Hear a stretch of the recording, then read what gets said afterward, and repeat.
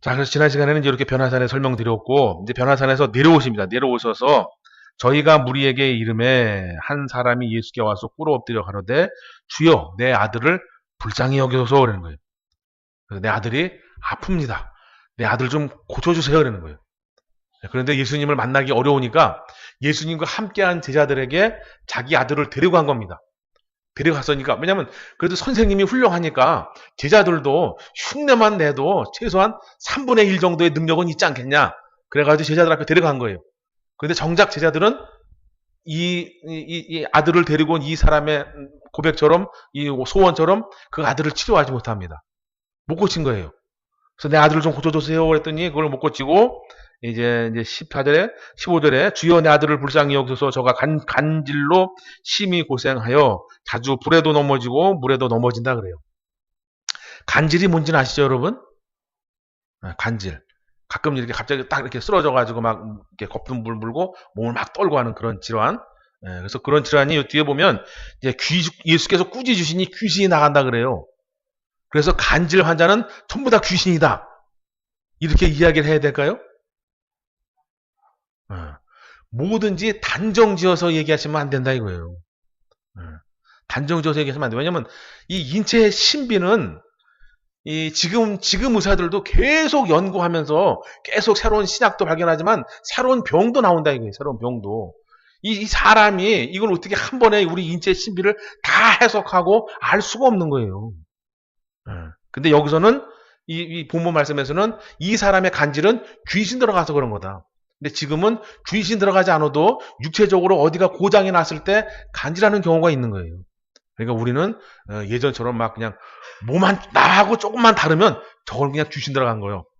이렇게 말씀하시면 안 된다. 그 얘기를 듣는 그 순간 그 사람은 구원의 문이 닫히는 거예요. 그리고 그 사람의 마음을 열려면 엄청나게 힘이 든 거예요. 그러니까 내가 봤을 때 귀신 들어간 게 100%라 할지라도 그렇게 말해서는 안 된다. 아시겠죠? 아니 어느 누구도 야 이 귀신 만든 못한 인간아 그러면 기분 좋아할 사람이 어디 있냐 이거예요. 그냥 많이 힘드시죠. 어려우시죠. 우리 같이 기도해봐요. 아니면 또 좋은 병원 찾아봐요. 이렇게 하는 게 더 지혜로운 거다 이거예요. 그래서 한데 여기서는 실질적으로 보니까 결론을 보니까 귀신이 들어가서 간질을 앓고 있던 사람이었다. 자, 근데 이제 스토리는 그럽니다. 스토리는 어떤 아버지가 아들을 데리고 왔고 아들을 제자한테 갔는데 그 제자들이 못 고친 거야. 그래서 결국은 예수님 앞에 나가서 내 아들 좀 고쳐주세요 그러는 거예요. 이게 스토리인데 이 스토리를 여러분에게 말씀드리려고 하는 것이 아닙니다. 뭘 말씀드리려고 하냐면 자 17절 한번 읽어주시기 바랍니다. 17절 시작.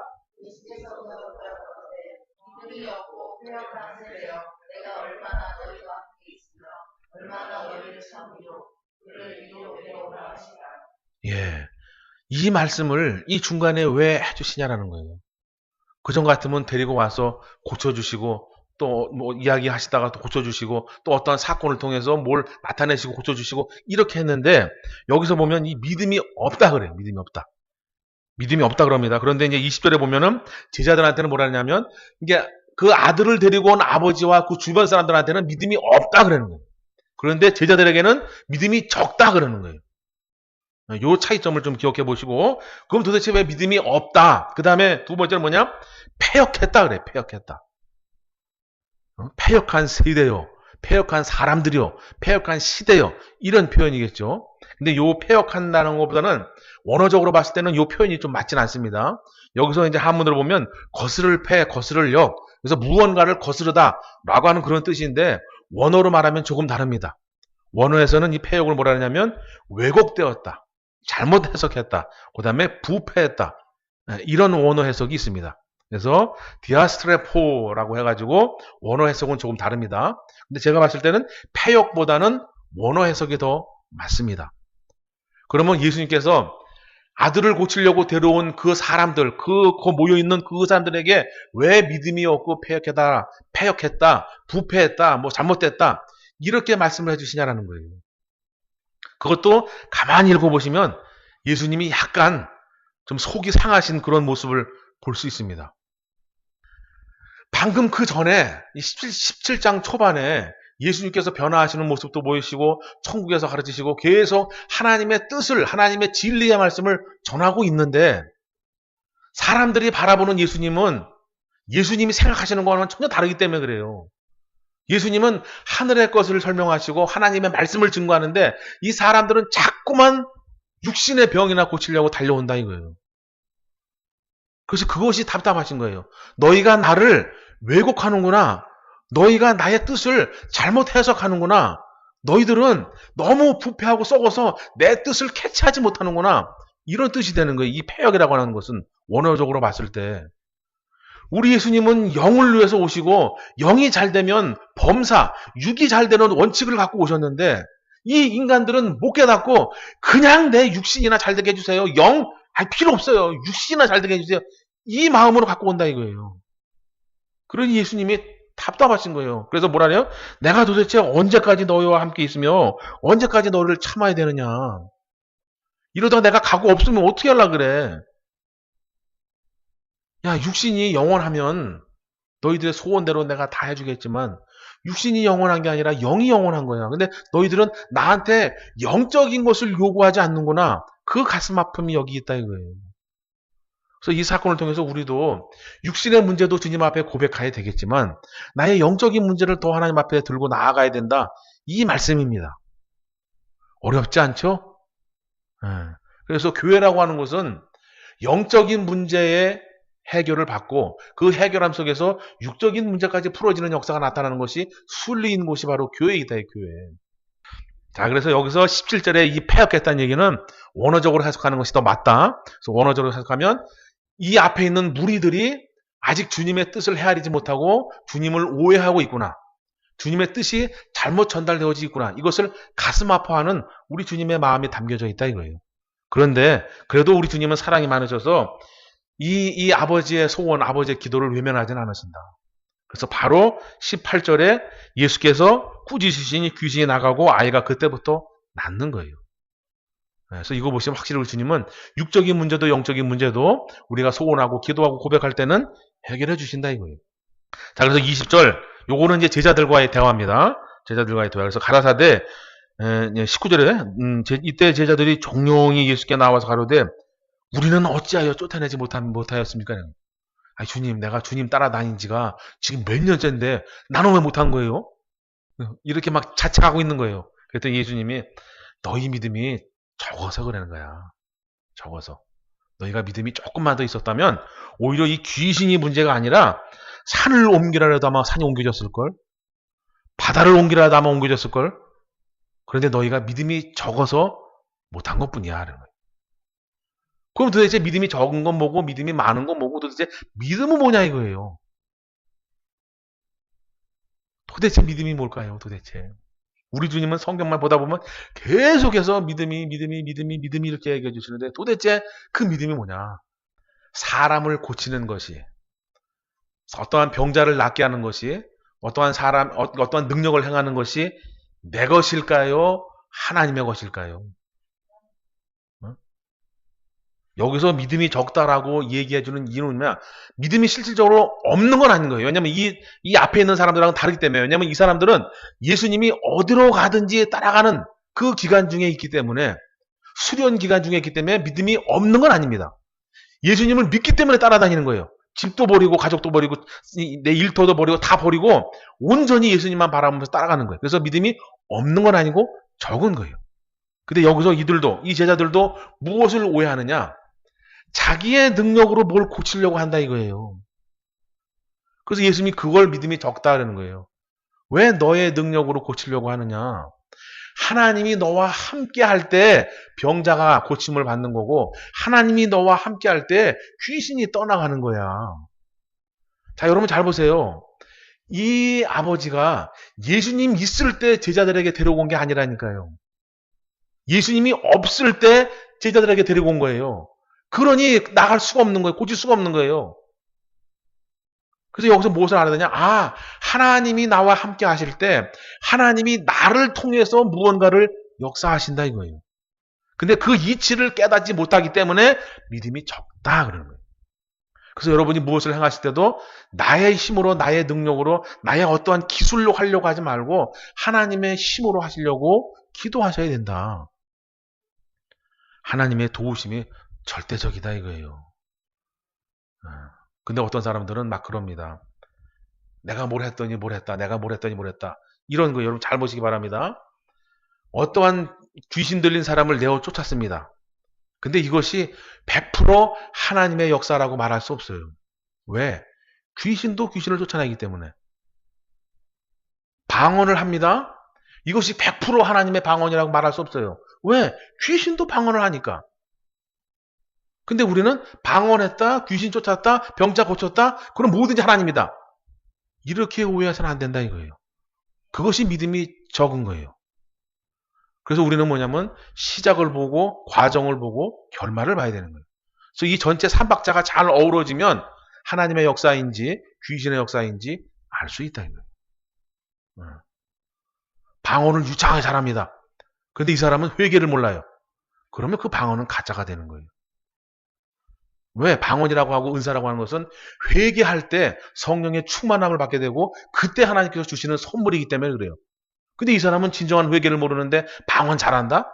방언이 유창하다라고 방언을 이 하나님의 역사라고 보시면 절대 안 된다 이거예요. 정말로 하나님의 은혜, 하나님의 회개, 하나님의 사랑을 모르고서 어떤 것을 나타낸다? 이건 가짜다, 이게 가짜. 그래서 여기서도 보면 자기 힘으로 뭔가 해보려고 했던 것이 이들에게는 믿음이 적다라고 하는 교육, 책망으로 오게 되는 겁니다. 그래서 여기서 우리가 알아야 될 건 뭐냐? 첫 번째는 이 세대들을 통해서는 우리가 무엇을 알아야 되느냐? 아, 우리 하나님을 오해해서는 안 되겠구나. 우리 주님의 뜻을 오해해서는 안 되겠구나. 우리 주님이 오신 목적을 오해해서는 안 되겠구나. 이걸 알아가시면 되고, 두 번째 제자들 통해서 알아가실 건 뭐냐? 작던 크던 하나님이 함께 하셔야 진정으로 하나님의 역사가 나타난다는 거예요. 내가 하나님 앞에 기도하지만 예를 들어서 내가 뭐 기도할 때 내가 고친 것처럼 보여져서도 안 된다 이거예요. 항상 하나님이 하신 거예요. 하나님이 하신 거. 하나님이 나를 통해서 하신 거고 하나님이 나를 잠시 쓰신 것뿐이에요. 그래서 우리는 그 사람도 하나님 앞에 감사, 나도 하나님 앞에 감사하셔야 된다. 할렐루야. 자, 그래서 우리가 하나님의 능력을 소원하고 믿으면 하나님께서 산도 옮겨주시고 바다도 옮겨주신다 이거예요. 근데 나를 통해서 하시기 때문에 사람들은 나를 와 이렇게 하는 거지. 하지만 진짜는 하나님 하시는 거다. 그래서 우리는 뭐냐? 하나님의 능력을 믿으시라 이거예요. 믿으시라. 그래서 여기서 믿음이 적다라고 하는 것은 하나님의 능력을 믿지 못한다. 하나님의 도우심이 있는 것까지 아직 나아가지 못했다. 그런 뜻이 되겠습니다. 자, 이제 22절부터 갈릴리에 모일 때 예수께서 제자들에게 이르시되 인자가 장차 사람들의 손에 넘기고 죽임을 당하고 제3일에 살아나리라 하시니 제자들이 심히 근심하더라 그래요. 여기서도 마찬가지인 거예요. 물론 근심 안 할 수 없겠죠. 인간이니까.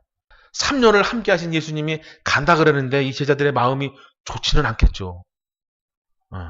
근데 여기서는 좋지 않다라고 하는 표현이 아니라 걱정하다는 표현이에요. 근심하다는 표현. 그러니까 예수님이 떠나가셔서 걱정하고 근심하는 것이 아니라 다른 것으로 근심하고 걱정하게 되는 거예요. 무엇으로 근심하고 걱정할까요? 이 앞선 사건을 쭉 보면 예수님이 먹여주고 재워주고 모든 걸 책임져 줄 줄 알고 가족도 버리고 집도 버리고 직업도 버리고 따랐는데 근데 예수님이 그냥 가신다고 하니까 걱정이 되기 시작하는 거예요. 근데 여기서 우리가 알아야 될 건 뭐냐? 예수님의 뜻을 온전히 처음부터 깨달았다면 예수님이 메시아인 걸 진정으로 믿었다면 걱정하지 않는다.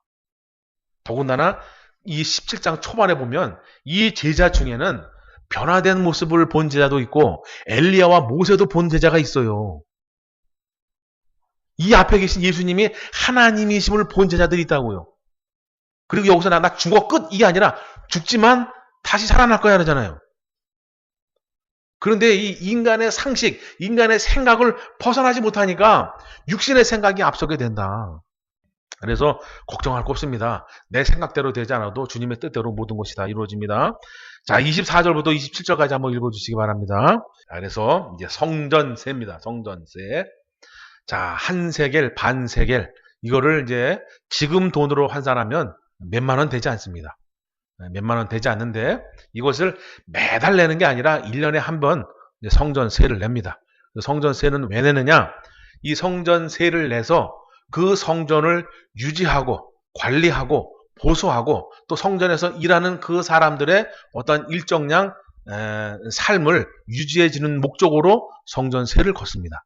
그래서 유대인들이라면 하면 다 이 성전세를 냅니다.